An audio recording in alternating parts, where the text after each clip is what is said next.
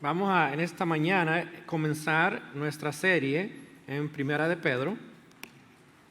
Y vamos a leer Primera de Pedro, capítulo 1, versículos 1 y 2. Vamos a leerlo juntos. Usted lo puede ver en la pantalla o también puede seguirlo en su propia Biblia. Dice Pedro, apóstol de Jesucristo, a los expatriados de la dispersión. Lean conmigo.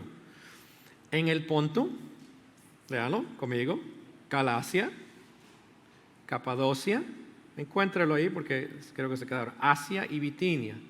Versículo 2.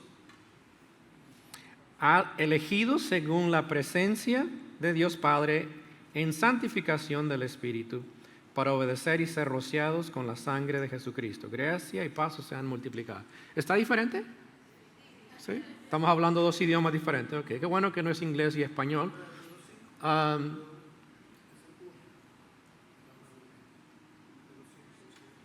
Es 5, perdón, está mal escrito eso. Ahí puedes quitarlo. Pueden sentarse. No es capítulo 5, es capítulo 1, 1 y 2.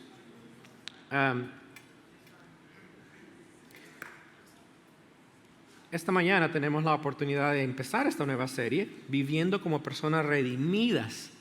El tema de esta mañana es gracia y paz a los expatriados. Recuerdo el día que salimos de mi país de nacimiento, El Salvador.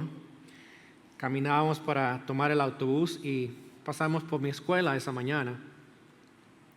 Subimos en el autobús y no recuerdo mucho del viaje, pero sé que pronto salimos de nuestro país, pasamos por Guatemala, por fin llegamos a México. Y en México llegamos a Zapopan, Jalisco. ¿No hay nada de Zapopan, Jalisco aquí? No, ok. Jalisco sí, ¿verdad? Mi esposa es de Jalisco.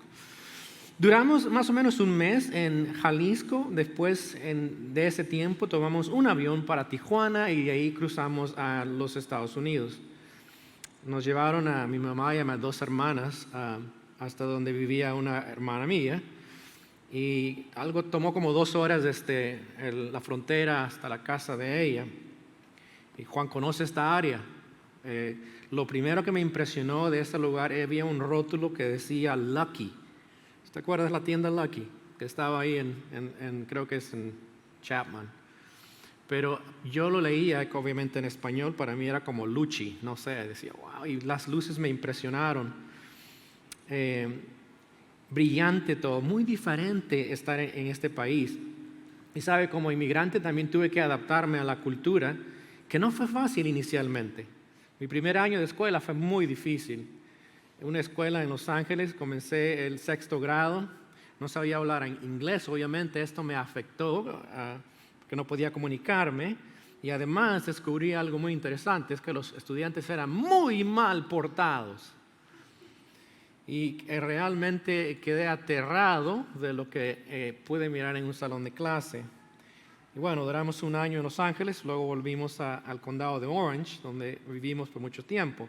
Pero poco a poco fui adaptándome a la cultura americana y en menos de un mes, o más o menos un mes, comencé a hablar inglés suficiente para defenderme. Y el proceso siguió, escuela intermedia, high school, colegio, me gradué. Más o menos a la edad de 13 años fue que fui invitado a la iglesia, una iglesia, y ahí conocí al Señor. Fue ahí también donde conocí a mi esposa y nos casamos, comenzamos mi hogar y sabe, el proceso ha continuado desde que llegué hace mucho tiempo atrás. Ahora me he adaptado muy bien a la cultura americana, tanto que algunos de ustedes piensan que soy americano. No sé por qué. Pero soy hispanoamericano, para que sepan, ¿ok? Son las dos culturas. Pero, ¿sabes? Algo muy importante es esto. Mi identidad no está basada de dónde yo nací ni dónde he crecido. Mi identidad realmente comienza, o mi verdadera identidad, cuando yo conocí a Cristo a los 13 años. Ese día yo llegué a ser lo que Pedro habla en estos primeros 2 versículos, ser un expatriado de Dios. Una persona redimida, rescatada para ser ciudadano del reino de Dios. Y a este tipo de personas Pedro escribe. Así que miremos un poquito acerca del trasfondo de este autor, de esta epístola o carta. El autor es Pedro, dice ahí, ¿cierto? Apóstol de Jesucristo. Ustedes se acuerdan quién fue Pedro. Principal Al comienzo fuera de los principales que fallaba, pero al comenzar la iglesia llegó a ser Pedro, donde el líder de la iglesia que Dios usó para fundar la iglesia en Jerusalén. Y realmente no sabemos tanto acerca de él. Lo vemos en el libro de Hechos, en los primeros 10 capítulos, pero después no lo miramos más. Miramos algunas ocasiones, pero esporádicamente. Pero nota lo que dice ahí, es apóstol. Esa palabra es formal. Apóstol de Jesucristo. Uno que Dios llamó para llevar a cabo el fundamento de la iglesia o la fundación de la iglesia, pero fue delegado por alguien. ¿Quién? Dice apóstol de Jesucristo. Pedro no se hizo apóstol por sí mismo. Dios lo llamó. El Señor lo llamó. Ahora, el pasaje que estábamos mirando esta mañana, que no era el correcto, es 1 de Pedro 5, 1 y 2. Allí encontramos una declaración que Pedro hace acerca de sí mismo. Y dice, ruego a los ancianos, en esta misma carta, que están entre vosotros, yo anciano también con ellos, dice anciano en el sentido de ser líder de la iglesia, dice yo también como ustedes, les está escribiendo a estos hermanos, dice testigo de los padecimientos de Cristo. Note eso, Pedro fue testigo ocular de lo que pasó con el Señor, estuvo presente. Dice, y que soy también participante de la gloria que será revelada. Pedro dice, apacentad la grey de Dios, pastoreen la grey de Dios que está entre vosotros, cuidando de ella no por fuerza, sino voluntariamente, no por ganancia deshonesta, sino con ánimo pronto. Pedro está declarándose como un anciano, como un pastor, un líder, que está guiando a la iglesia y amonesta a los ancianos que también ellos lo hagan. Eso lo miraremos más adelante, pero lo que veo quiero que vea que Pedro está diciendo, yo también soy pastor y pastoreo la grey de Dios. Ustedes recuerdan cuando el Señor llamó a Pedro a pastorear la iglesia, ¿cierto? Al final, en el libro de Juan, lo encontramos y el Señor le dice, pastorea mis ovejas. Y el Señor le dice 3 veces, ¿me amas? Y le dice, pastorea mis ovejas. ¿Sabe qué hizo Pedro? Pastoreó la iglesia. Y vemos que aquí Pedro dice, yo soy anciano. Yo soy también pastor de la iglesia. Y les declara eso y les dice a los ancianos que ellos también deben de hacerlo. Él es el que escribió esta carta primera de Pedro. ¿Cuál fue el contexto en el cual se escribió esta carta? ¿Qué estaba pasando para que Pedro escribiera esta carta? El contexto es una situación bastante difícil para los hermanos o la iglesia. Se encontraba en una situación hostil debido a ser creyentes. La cultura les estaba poniendo mucha presión debido a su fe. Habían comenzado a experimentar parte de lo que es la persecución, pero no algo extremo. Y sin duda empezó a afectarles. Y Pedro les escribe a estos creyentes que mayormente eran gentiles, no eran judíos, eran gentiles que habían creído el Evangelio. Y Pedro les comparte lo que ellos deberían de hacer durante ese tiempo que estaban experimentando. Les trata de animar a vivir como personas redimidas. Y es muy posible que Pedro estaba en Roma y desde ahí escribe esta carta a ellos. No les conocía, pero les anima a perseverar en la fe siguiendo el ejemplo de nuestro Señor. Pedro les dice que pueden vivir confiados de que el Señor va a juzgar a los que hacen el mal y que ellos van a experimentar gozo y alegría cuando el Señor les llame a su hogar. Ellos recibirán gran recompensa por el Señor, por su fidelidad. Note lo que dice Pedro, apóstol de Jesucristo, a los expatriados. Hablaremos más adelante acerca de eso. Pero ¿dónde estaban ellos? Dicen Ponto, Galacia, Capadocia, Asia y Bitinia. Dice, bueno, ¿dónde está eso? Bueno, hoy día se encuentra en Turquía. Si usted ve un mapa, más o menos, puedes mostrar el mapa. Lo ve en lo que es ahora Turquía, es donde Pedro está escribiendo. En ese entonces se llamaba Asia Menor y usted lo puede ver en la parte de arriba ahí donde Pedro se está escribiendo. Ahora, son varias áreas geográficas y les manda esta carta que sin duda iba a leerse y le iban a pasar en rotación ahí para leer esta carta. Si lo puede ver, si no, en cualquier Biblia usted lo puede mirar. Pero ¿qué estaba pasando? Bueno, estaban empezando a sufrir persecución por su fe. Para el tiempo que se escribió Primera de Pedro, no había surgido más que anteriormente la persecución de Pablo, se acuerdan en Hechos capítulo 9, pero también comenzaba a crearse una idea antagonista en contra de los creyentes. Es hasta el año 64 después de Cristo, bajo el emperador Nerón, que hubo una persecución a los creyentes. Ahora, muchos de los que estudian esta carta dicen que más o menos esta carta fue escrita en el año 62 o 63. Quiere decir que fue un poco antes, cuando Nerón también empezó a perseguir, no digo que en términos grandes, pero culpó a los cristianos por el fuego que él mismo causó al quemar la ciudad en Roma. Pero estaban pasando por un periodo de tribulación, que les empezaban a perseguir por su fe, y Pedro les escribe diciéndoles qué significa ser cristiano, vivir en ese contexto hostil donde las personas miraban mal a los cristianos, y eso ha sido el patrón general a través de la historia de la iglesia, que los creyentes han sido vistos como una amenaza porque creen la verdad de Dios y siempre son anticulturales. Y Pedro les escribe a ellos más o menos en ese tiempo. Al final de la carta podemos mirar cómo nosotros como creyentes debemos dar testimonio de nuestra fe aún en medio de la persecución. ¿Sabe? Algunas cosas doctrinalmente muy importantes que no son muy populares en esta carta. Uno de ellos es el tema del sufrimiento. Vamos a aprenderlo más adelante, pero el sufrimiento es parte de la enseñanza de la Biblia para el creyente. El creyente va a sufrir. Tiene que sufrir, según la Escritura. La aplicación para nosotros de esta carta es muy obvio, es útil para nosotros, es aplicable para nosotros. Lo que Pedro escribe a la iglesia que se esparció, se fue también, estaba viviendo en estas áreas geográficas que no eran su país natal, como cuando yo vine a los Estados Unidos, o muchos de ustedes también. La iglesia se había ido por esos lugares y había fundado iglesias.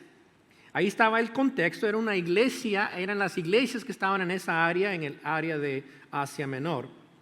De igual manera, los seguidores de Cristo hoy día, todos los que somos parte de la iglesia, estamos en diferentes lugares.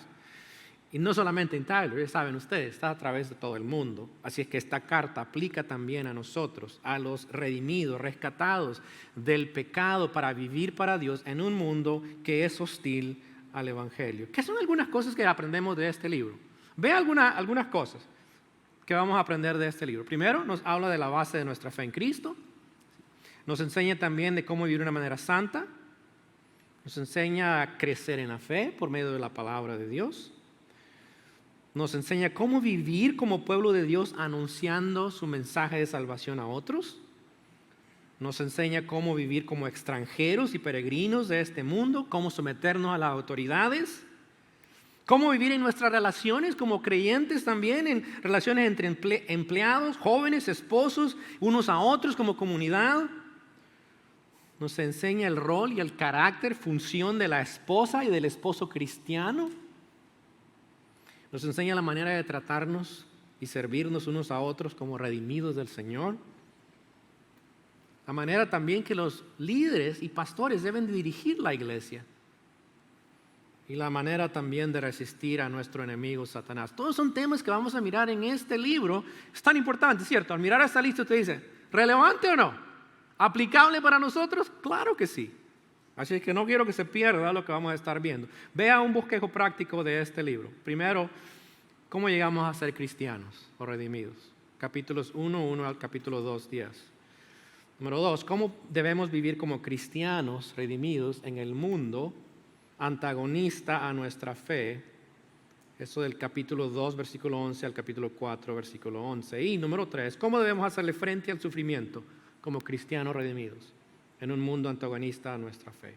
Esos son los temas que vamos a mirar en este libro. Esta mañana hablemos sobre qué significa esto de ser expatriados.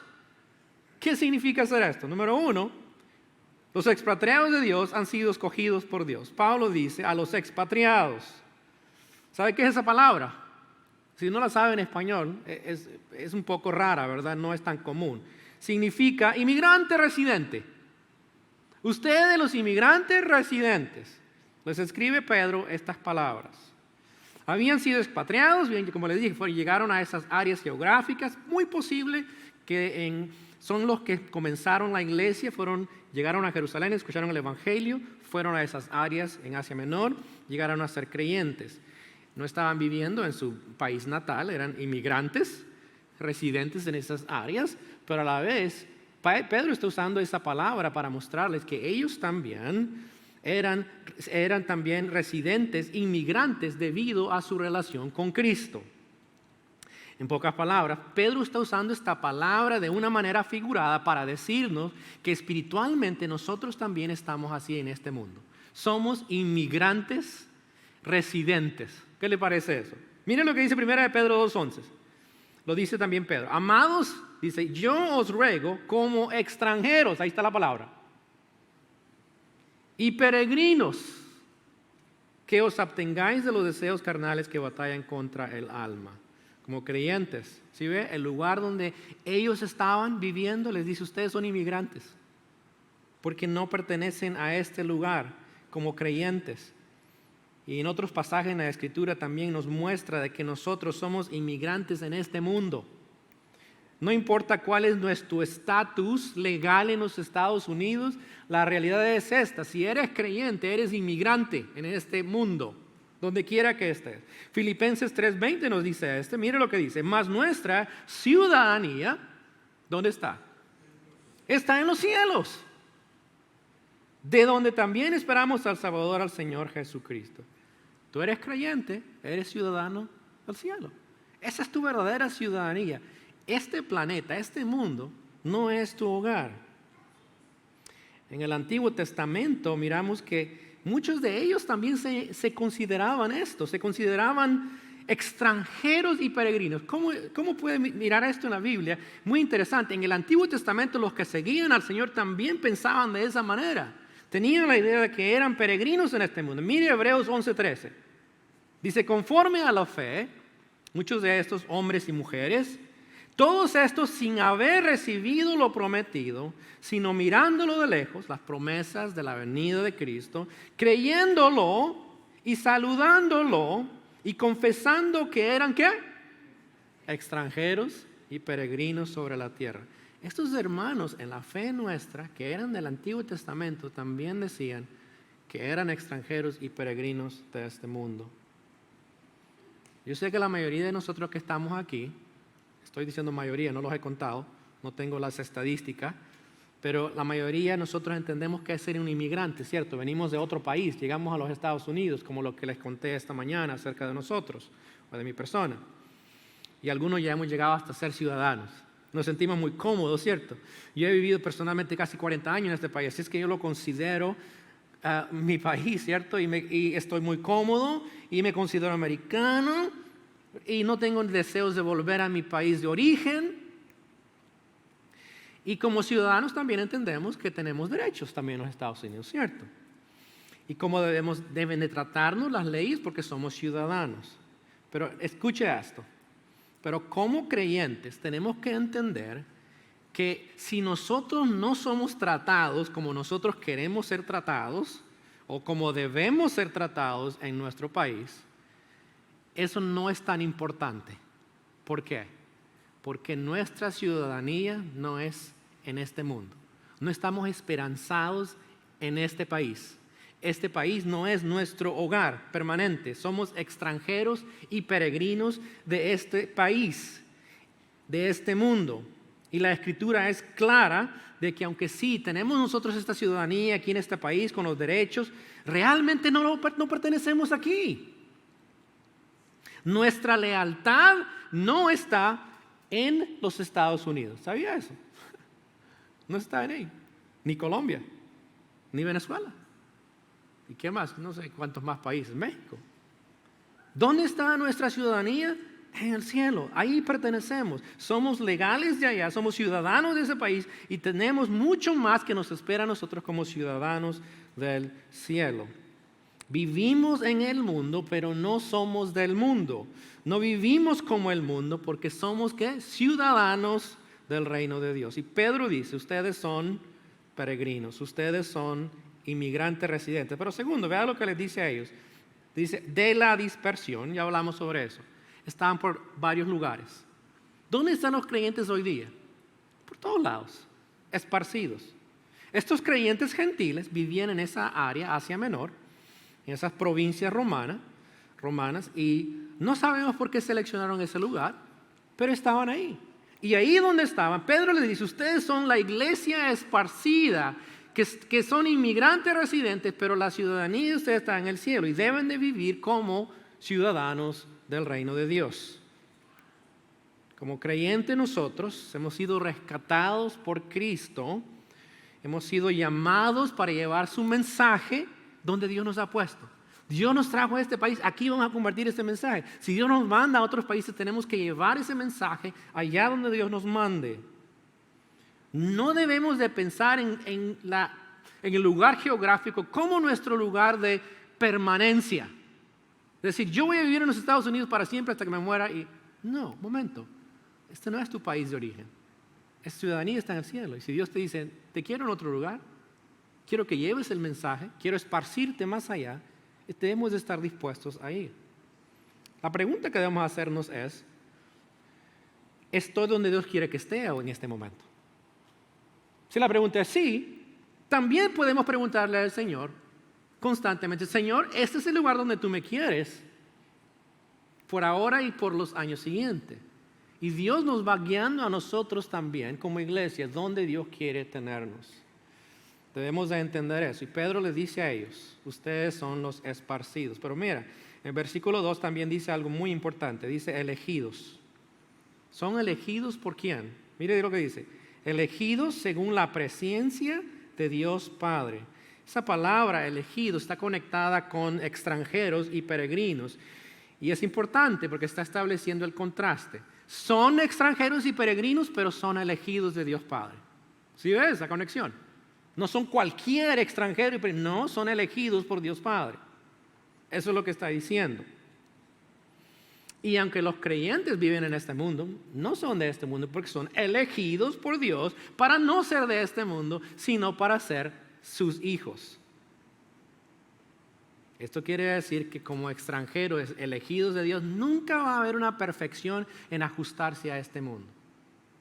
Y segundo también, note que Dios dice que eran escogidos del Dios Padre. Quiere decir que Dios les escogió para ser su pueblo. ¿Ustedes recuerdan quién eran los escogidos en el Antiguo Testamento? ¿Quiénes eran los escogidos?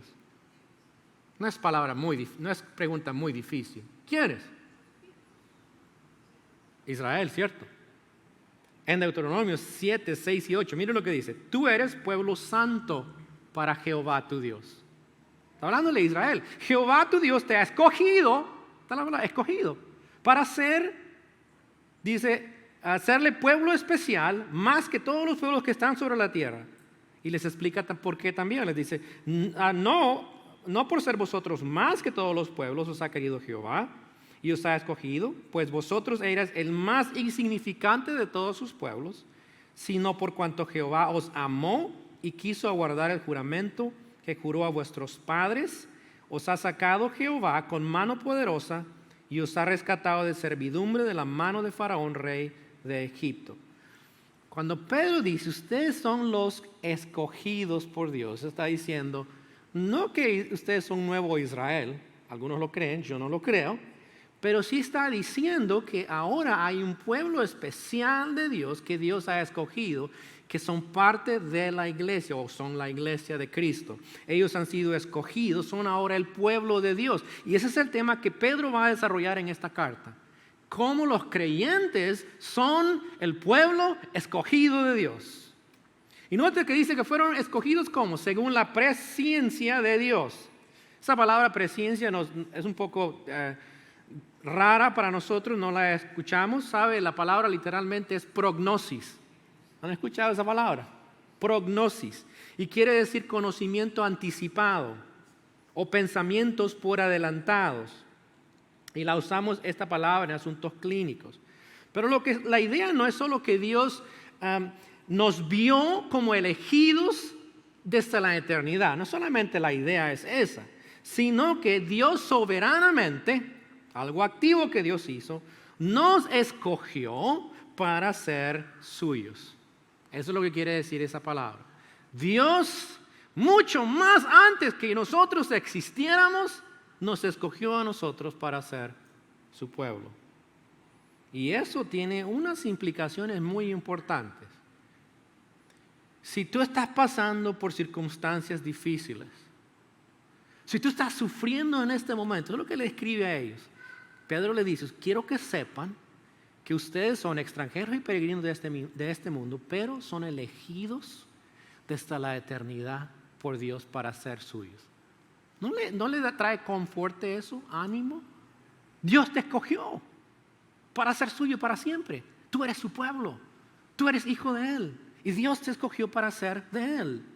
Y no importa qué situación estés en este momento, el Señor dice, tú eres suyo, tú eres su pueblo, tú eres de Él.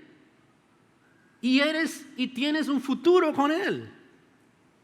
Pedro dice, fuimos elegidos por Dios Padre. Mira eso, Dios Padre. No una persona impersonal, el Dios que está allá, no, Dios Padre. Qué privilegio es que Dios dice, yo soy tu Padre y te he llamado para que seas mi hijo. Se siente uno muy bien cuando alguien nos escoge, ¿cierto? No sé si recuerdan, yo no participé mucho en juegos de deportes cuando era niño porque sabía que no me iban a escoger. Pero ¿cómo se siente cuando te reconocen y te escogen a ti? Si en el trabajo hiciste muy bien y te dicen, wow, qué buen trabajo estás haciendo. ¿Cómo se siente? Bien, ¿cierto? O haces un buen trabajo y te dicen, qué buen trabajo. ¿Qué si el gobernador te llamara y te dijera, ven, quiero reconocer tus esfuerzos? Nos sentiríamos como, se levanta uno, sí, qué bonito, ¿cierto? O alguien en la Casa Blanca te llamara y te dijeran que quieren hablar contigo porque eres muy importante. Se siente bien, ¿cierto? Mire, la realidad es esta. Dios Padre te escogió a ti y a mí. ¡Ja! ¿Cierto? Eso debe hacerte sentir a ti como, wow, qué Dios tan bueno tenemos que nos escogió a nosotros. Dice, nos eligió para ser suyos, expatriados en este mundo, pero con una ciudadanía garantizada en el cielo con Él. Wow. Así es que, si tú en esta mañana estás sufriendo de autoestima, no tienes por qué. Dios te escogió a ti. Y piensa y reflexiona lo que Pedro está escribiendo a estos hermanos y hermanas nuestros que estaban pasando por situaciones difíciles. Pedro dice, sepan que Dios Padre les escogió a ustedes de antemano para ser hijos o hijas.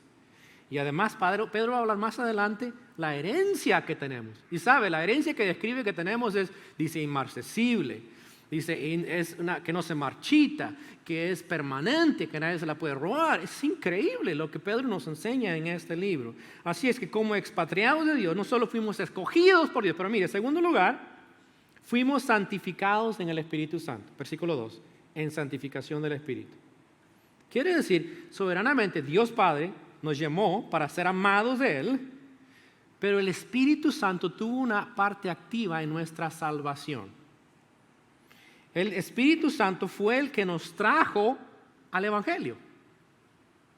Leíamos esta pregunta hoy día acerca del Espíritu. Miren, en 1 de Pedro 1:22, Pedro dice esto, habiendo purificado vuestras almas por la obediencia a la verdad mediante el Espíritu. Cuando creímos en Cristo, escuchamos la verdad de Dios, el Evangelio, y obedecimos la verdad de Dios, el Evangelio. Y ahí comenzó nuestra vida cristiana. La obediencia a Dios comenzó. Y ese es el segundo aspecto que también el Espíritu Santo va efectuando en nuestra vida. No solamente nos salva, y le leíamos en el catecismo, nos santifica. ¿Qué quiere decir eso? Ese es el proceso de santificación que nos enseña a ser más y más como Cristo. Esa es santificación. Y Pedro lo habla muy claro en 1 de Pedro 1:15 y 16. Mire lo que dice. Sino como aquel que os llamó es santo, sed también vosotros santos en toda vuestra manera de vivir. Porque escrito está, sed santos, porque yo soy santo. Pedro está diciendo, el Espíritu les salvó cuando obedecieron la verdad de Dios, pero en segundo también el Espíritu Santo sigue obrando en sus vidas. Y nosotros tenemos que vivir de una manera santa delante de Dios. Ese es nuestro llamado. Nos llamó para que nosotros vivamos de una manera santa. Nos vivió para que agrademos al Padre. Así es que ahora imitamos al quien es santo. ¿Quién es santo? Dios. ¿Quién es santo? Cristo. El Espíritu Santo es santo. Dios. Dios Padre, Dios Hijo, Dios Espíritu Santo. Vivimos imitando su santidad. Para eso nos llamó. Y toda nuestra vida debe demostrar la santidad de Dios. Tremendo eso, ¿cierto? No podemos ser de una manera en nuestro trabajo y de una manera en nuestra casa y de una manera en la iglesia y de una manera en la comunidad. ¿Cierto? Debemos de ser santos en toda nuestra manera de vivir, en todas estas áreas. No hay ninguna diferencia entre lo secular y lo espiritual. En el trabajo tengo que ser sargento porque si no, no me escuchan. No, tienes que ser cristiano que vive de una manera santa, ¿cierto? Como estudiante tienes que ser un cristiano santo que vive para Cristo. Como persona en la comunidad tienes que vivir de una manera santa que agrade a Dios. Pedro dice, el Espíritu Santo les ha traído a Cristo, pero también les continúa santificando para que ustedes puedan vivir mostrando la santidad de Dios. ¿Y por qué creen que Dios nos manda a hacer eso, vivir en santidad? Obviamente tenemos que testificar, pero hay una motivación muy clara que Pedro da, y eso lo encontramos en 2 de Pedro 3, versículos 11 a 14. Mire, escuchen lo que Pedro usa como motivación para nosotros ser santos. Dice, puesto que todas estas cosas han de ser desechas, todo lo que mira usted, todo el mundo. En la segunda carta, Pedro dice esto, ¿cómo no debéis vosotros andar en santa y piadosa manera de vivir? La misma idea, vivir en santidad, vivir aprendiendo de Dios, a vivir como Él, ser piadosos, vivir de acuerdo a su verdad. Y mire, dice, esperando y apresurándoos para la venida del día de Dios. Eso no está hablando de la venida de Cristo por su iglesia, está hablando de la venida de Cristo en juicio. Y dice, mire, en el cual los cielos encendiéndose serán deshechos. Y los elementos, literalmente, son los elementos que conocemos hoy día, los elementos que componen las cosas, siendo quemados, se fundirán. Pero nosotros esperamos, según sus promesas, cielos nuevos y tierra nueva, en los cuales mora la justicia. Por lo cual, oh amados, estando en espera de estas cosas, procurad con diligencia ser hallados por Él sin mancha, sin ninguna tacha moral, e irreprensibles en paz. ¿Cuál es la motivación de vivir una vida santa? Es, Cristo va a juzgar. Pero ese no es el temor del creyente. El creyente es, Dios va a hacer un nuevo cielo y una tierra para ti, para nosotros sus hijos, los llamados a ser santos. Y cuando suceda eso, nosotros tenemos que estar listos. Dice, ustedes están esperando esa venida, ese momento, y lo esperan con anticipación, pero a la vez de una manera irreprensible, santa y piadosa. Es buena motivación, ¿cierto? El Señor nos llama como creyentes a vivir santamente porque Él viene. Y Él es un juez que va a juzgar todo esto. Y honestamente no tenemos temor de eso nosotros, pero podemos decir, Señor va a juzgar. Y tenemos que aprender a vivir en santidad. Dios se va a encargar del resto, ¿cierto? Y también es una motivación para aquellos que no conocen al Señor decirte esto. Si tú no has dado tu vida a Cristo, no vas a esperar algo bueno en este momento. El juicio de Dios viene. Y debes de creer en el Evangelio y obedecer el Evangelio que Dios te ha dado y es Cristo. Pedro dice, como expatriados de Dios, fuimos escogidos, fuimos santificados y seguimos siendo santificados por el Espíritu Santo. Pero no es todo. Vea lo que dice en versículo 2. Para obedecer y ser rociados con la sangre de Jesucristo. Primero, vea lo que dice ahí, que dice que fuimos llamados ¿para qué? Obedecer. El llamado de Dios comienza cuando creemos en Cristo. Y ese es un acto de obediencia. ¿Sabe que hay un mandato de recibir a Cristo y de creer en Cristo? Es un mandato. En Romanos 1:5, mira lo que dice. Se la leo. y por quien recibimos la gracia y el apostolado para la obediencia a la fe en todas las naciones por amor de su nombre. Eso lo dice Pablo en Romanos 1:5. Y en capítulo 10, 16 dice, mas no todos obedecieron al Evangelio. Pablo dice, algunos obedecen al Evangelio y otros no obedecen el Evangelio. Quiere decir, creen el Evangelio, se dan cuenta de su condición, obedecen lo que Dios les manda hacer, que es arrepentirse de sus pecados y seguirle a Él. Ahí comienza nuestra obediencia. Otra vez, si tú no has creído en Cristo, no has dado ese paso de obediencia, es decir, yo dejo todo atrás, yo me arrepiento de mis pecados, ahora yo quiero seguir a Cristo, ahí comienza tu obediencia. No comienza con los 10 mandamientos, comienza con la obediencia al Evangelio. Y ese es el comienzo solamente. De ahí en adelante, tu obediencia al Señor comienza en ese proceso. ¿Y cómo se demuestra eso? Se demuestra con nuestra conducta. Primera de Pedro 1:14, lo vamos a ver la semana que viene, creo que alcanzaremos hasta ahí. Mire lo que dice, como hijos obedientes de Dios. No os conforméis a los deseos que antes teníais estando en vuestra ignorancia. Pedro les está escribiendo a ellos y decirle, ustedes como hijos de Dios, no hijos del mundo, deben de ser obedientes a Dios. Y se demuestra con nuestra conducta. Y no lo que les dice esto. No vivan como vivían antes, que eran ignorantes a las cosas de Dios.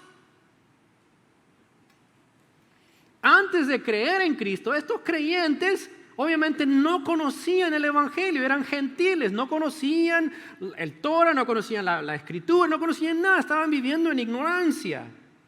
Las cosas que hacían eran contrarias a lo que Dios decía, pero no lo sabían. Pero una vez lo conocieron el Evangelio, ya no eran ignorantes. Igual aplica a nosotros. Cuando no éramos creyentes vivíamos inmoralmente, ¿cierto? Pero ya no. Cuando éramos incrédulos malgastábamos el dinero, ¿cierto? Y lo malgastábamos en los vicios, en las cheles, dicen los mexicanos. Cada fin de semana, pero ya no. Cuando no éramos creyentes vivíamos esa ignorancia, viviendo en las mentiras, en el chisme, hablando mal de otros, pero ya no. Ese era el tiempo de ignorancia. Ya sabes que eso no es de Dios. Vivíamos siguiendo los deseos de tener más que otros, codiciando, llenos de celos y envidia, pero ya no. Ya no estamos en el tiempo de ignorancia. Pensábamos que estaba bien hacer lo que nuestra cultura decía y lo hacíamos, seguíamos eso. Pensábamos que estaba bien, vivíamos de acuerdo a nuestros deseos, sin incluir a Dios, pero ya no. Porque ya no vivimos en ese tiempo de ignorancia. Y Pedro dice, la conducta de ustedes va a mostrar si son obedientes a Dios. Se demuestra en nuestra obediencia a la verdad. Primera de Pedro 1:22 dice, habiendo purificado vuestras almas por la obediencia a la verdad, mediante el Espíritu. Ve el Espíritu cómo nos ayuda a ser obedientes a la verdad. Y mire lo que dice, para el amor fraternal no fingido. El Espíritu nos transforma, nos ayuda a obedecer la verdad y esa verdad se manifiesta ¿cómo? En el amor fraternal, el amor entre hermanos. Esa palabra no fingido, ¿sabe qué quiere decir? Intencional. Ustedes han sabido, quizás algunos de ustedes, esta semana algunos de nuestros hermanos se enfermaron con COVID, algunos delicados, en situación delicada, y algo muy hermoso es mirar el amor no fingido de los hermanos que están cuidando de ellos.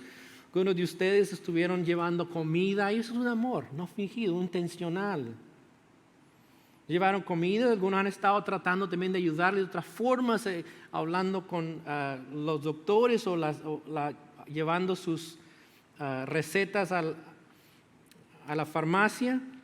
Pero eso es parte de lo que Dios ha hecho en nuestra vida y nos dice como creyentes, cuando obedecemos la verdad, vamos a empezar a mostrar ese amor fraternal intencional. Y mire lo que dice. Ámense, dice, unos a otros entrañablemente, intencionalmente, de corazón puro. Ese amor existe porque el Señor nos ha transformado, nos ha cambiado y ahora somos obedientes a su verdad en toda nuestra manera de vivir y se demuestra en nuestras relaciones. Y nota lo que dice ahí, unos a otros. Quiere decir que hay que reciprocidad, ¿cierto? Quiere decir que yo no puedo estar todo el tiempo diciendo, a mí nadie me visita, a mí nadie me quiere. Usted tiene que empezar a amar a otros. Y también hay algunos que no quieren dejarse amar. Se esconden, se aíslan. Pero el Señor dice, ámense unos a otros. Pero eso viene cuando nosotros vivimos la verdad de Dios. Y miren también lo que dice esa parte del versículo. Y ser rociados con la sangre de Jesucristo. Esto va a Éxodo 24. Cuando Dios confirma el pacto con Israel, ellos leen el libro del pacto, hacen sacrificio, rocían el altar, pero también después Moisés hace algo muy interesante y le rocía con sangre al pueblo. Y esa sangre simboliza la pureza y la limpieza que ellos necesitarían para acercarse a Dios. Y Pedro está diciendo, ustedes también han sido rociados con la sangre de Cristo. Quiere decir, Cristo les ha rescatado. Esto es lo que dice en 1 de Pedro 1, 18 y 19. Mira lo que dice. Sabiendo que fuiste rescatados de vuestra vana manera de vivir, la cual recibiste de vuestros padres. Eso recibimos de nuestros padres, vana manera de vivir. Pero ustedes dicen, no con cosas corruptibles como oro o plata, sino ¿cómo fueron rescatados? Con la sangre preciosa de Cristo como de un cordero sin mancha y sin contaminación. Es por la sangre de Cristo que tenemos limpieza. Es por la sangre de Cristo que podemos tener limpieza de nuestros pecados y salvación. Es valiosa porque fue un cordero sin mancha y sin contaminación. Fuimos rescatados a través de esa sangre por medio de Él. Íbamos en una manera equivocada y nos rescató. Lo que eres hoy en Cristo no se debe nada a lo bueno que eres. Se debe a la sangre de Cristo que fue derramada por ti y por mí. Por ese gran sacrificio es que ahora eres un expatriado de Dios, de este mundo. Y como expatriados escogidos por Dios, santificados por el Espíritu, por medio del sacrificio de Cristo para ser obediente, mire lo que Pedro dice, gracia y paz os sean multiplicadas. Reciben la gracia de Dios, que es el favor de Dios inmerecido. Dios está contento contigo. Dios tiene un favor hacia ti y hacia mí. ¿Qué les parece esto? Qué bueno eso, ¿cierto? Pensar, Dios me muestra su favor, me quiere, me ama. No porque yo soy bueno, por la sangre de Cristo. Y dice, gracias. Y además dice, no solamente les doy paz. La paz no solamente con Dios, pero paz unos a otros. Una paz que sobrepasa todo entendimiento. Y dice, ustedes ahora, Pedro dice, reciban esta gracia y paz de una manera abundante. El llamado nuestro es de enfocarnos en que aún vivimos en este mundo, aunque vivimos en este mundo, no somos de este mundo. El cielo es nuestra residencia. La vida aquí en este mundo es transitoria y no permanente. Hebreos 13:14 dice, porque no tenemos aquí ciudad permanente, sino que buscamos la porvenir. Quiero que terminemos esta mañana cantando un himno que me hizo recordar este texto. Se llama El mundo no es mi hogar. Cantemos una o dos estrofas. Mire, le leo las primeras palabras. El mundo no es mi hogar, soy peregrino aquí. En la ciudad de luz tendré tesoro, sí. Eterno resplandor, por siempre gozaré. Me gusta eso. Y la vida mundana jamás seguiré. Porque mi ciudadanía es allá, yo no quiero vivir así. Bendito Cristo, tú eres siempre fiel. La dicha que me das, más dulce que la miel. La célica mansión, por siempre gozaré. Y la vida mundana jamás seguiré. Pongámonos de pie y cantemos primeras dos estrofas. ¿Listos? Deme la entrada, hombre. Hagan. El mundo no es mi hogar, soy peregrino aquí. En la ciudad de luz tendré tesoro, sí. Eterno resplandor, por siempre gozaré. Y la vida mundana jamás desearé. Bendito Cristo, tú eres siempre fiel. La dicha que me das, más dulce que la miel. La célica mansión, por siempre gozaré. Y la vida mundana jamás seguiré. Segunda estrofa. Un himno entonaré a Cristo el Salvador. Digno eres, oh Jesús, de gloria y honor. La patria celestial por siempre seguiré. Y la vida mundana jamás seguiré. Coro, vamos. Bendito Cristo, tú eres siempre fiel. La dicha que me das, más dulce es que la miel. La célica mansión, por siempre gozaré. Y la vida mundana jamás seguiré. Esta última frase. Y la vida mundana